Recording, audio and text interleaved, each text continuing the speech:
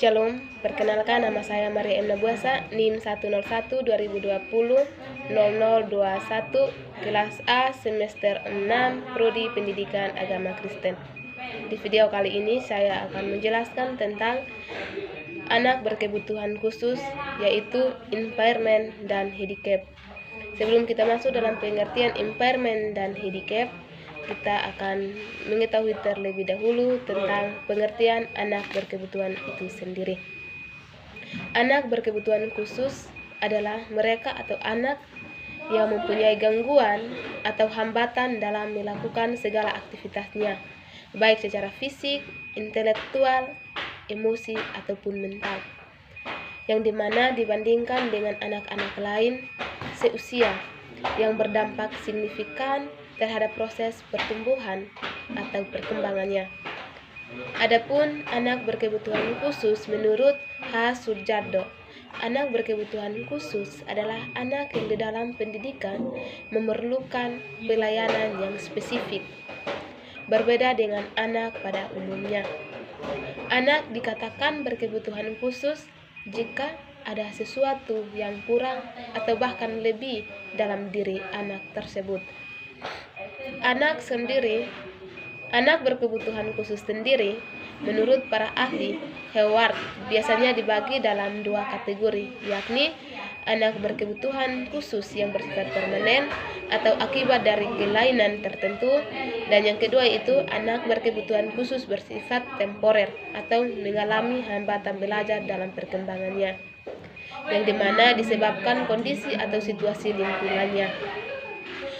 Untuk anak berkebutuhan khusus yang bersifat temporer, apabila tidak mendapatkan penanganan ataupun intervensi yang tepat dan sesuai dengan hambatan belajarnya, akan sangat dimungkinkan menjadi permanen.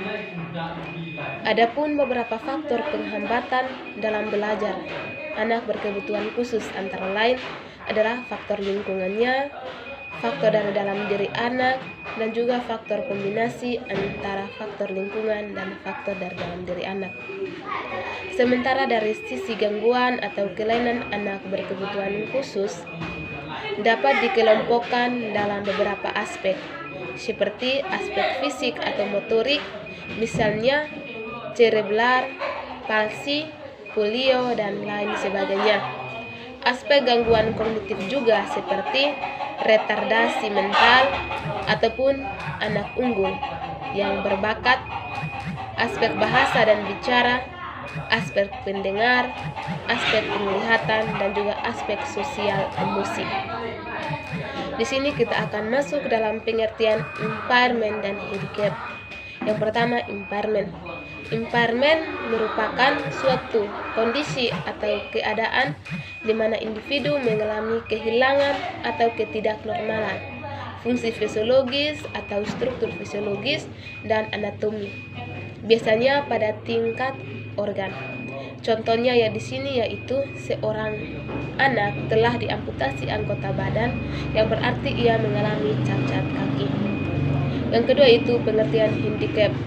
Handicap di sini adalah kondisi di mana seseorang individu dia tidak mampu bersosialisasi dan berinteraksi dengan lingkungannya. Kenapa? Hal ini disebabkan oleh kelainan dan penurunan fungsi organ individu. Contohnya di sini yaitu hanya amputasi untuk dapat bergerak atau berinteraksi dengan lingkungan dan kebutuhan akan kursi roda. Ada beberapa macam anak berkebutuhan khusus, yaitu yang pertama tunanetra. Tunanetra di sini yaitu gangguan penglihatan. Anak yang berkebutuhan khusus yang mengalami daya penglihatan sebagian atau kebutahan total. Hal ini tersebut membuat mereka kesulitan atau tidak bisa melihat sama sekali. Yang kedua di sini yaitu tunarungu atau gangguan pendengar. Kategori anak dengan kebutuhan khusus yang mengalami gangguan pendengaran, baik sebagian atau secara menyeluruh, sehingga biasanya kemampuan berbahasa dan berbicaranya terhambat. Yang ketiga, tunagrahita. Tunagrahita di sini yaitu dalam kondisi anak memiliki fungsi intelektual yang berada di rata-rata anak seusianya. dan disertai dengan ketidakkemampuan dalam adaptasi perilaku. Yang keempat, tunadaksa. Tunadaksa di sini yaitu klasifikasi anak berkebutuhan khusus yang dimana memiliki gangguan gerak akibat kelumpuhan, kelainan bentuk, dan juga fungsi tubuh dan kelainan anggota gerak. Yang berikut, tunalaras.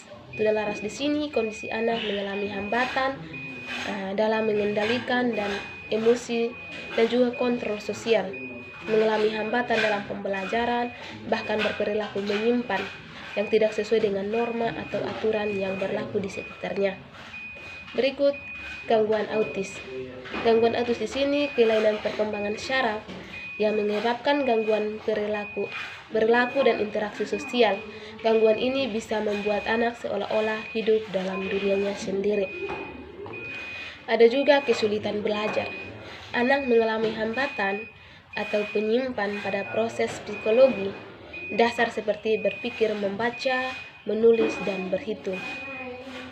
Lamban belajar. Anak yang lamban belajar memiliki potensi intelektual sedikit di bawah rata-rata, tetapi belum termasuk gangguan mental. Kenapa? Karena karakteristik anak berkebutuhan ini membutuhkan waktu yang cukup lama dan berulang-ulang untuk bisa menyelesaikan tugas akademik maupun non-akademiknya. Sekian dari video singkat saya. Tuhan Yesus memberkati. Shalom.